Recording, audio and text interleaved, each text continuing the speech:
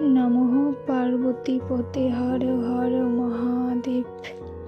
আমি স্বপ্না, আর আমি আজকে শিবপুরাণের 2য় অধ্যায় পাঠ করতে চলেছি। তোমরা সকলে চলে এসো শিবপুরাণের মধুর বাণী শ্রবণ করতে।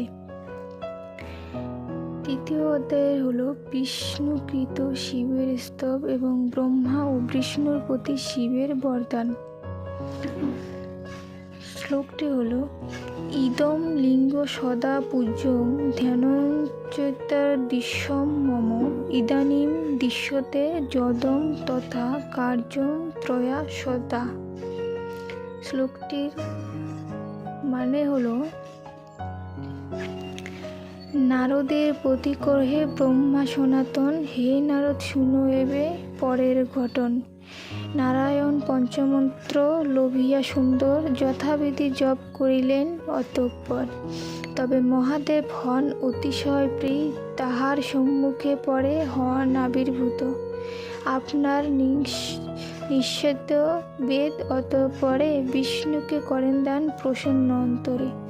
হে নারদ, সেই বেদে নানাবিধ মন্ত্র নানান প্রকার ক্রিয়া রয়েছে বর্ণিত।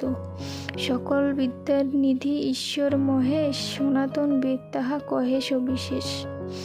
অনন্তর সেই বেদ বিষ্ণু ভগবান, প্রসন্ন হইয়া মোরে করেন প্রদান। পুনরায় মহাত্মা বিষ্ণুকে মহেশ্বর, দান করিলেন উপনিষদ সুন্দর। আমারে করিয়া কৃপা বিষ্ণু অতঃপরে, তাহা দান করিলেন প্রসন্ন অন্তরে। অতঃপর বিষ্ণু জিজ্ঞাসেন মহেশ্বরে, হে প্রভু, আপনি তুষ্ট হন কি প্রকারে?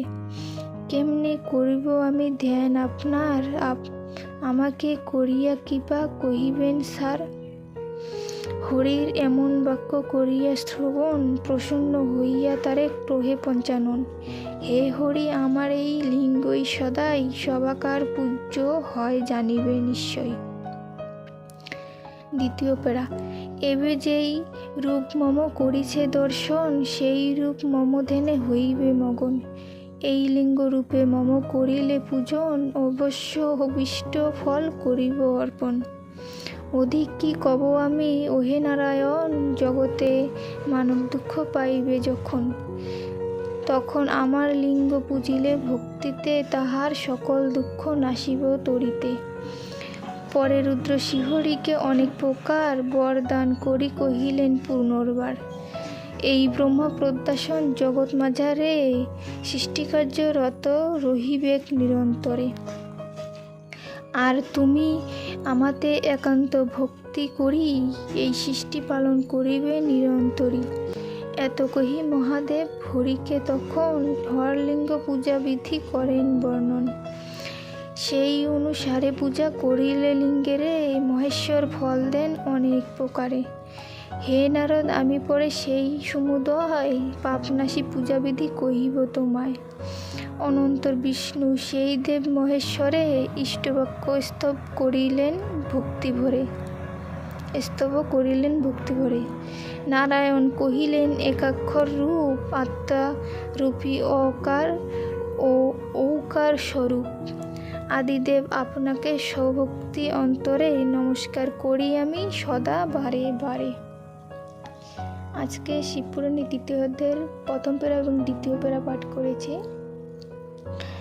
আর আজকে এখানেই সমাপ্ত করছি। 3য় প্যারা, 4র্থ প্যারা এবং 5ম এবং 6ষ্ঠ প্যারা আছে, এগুলো পরের দিন পাঠ করব।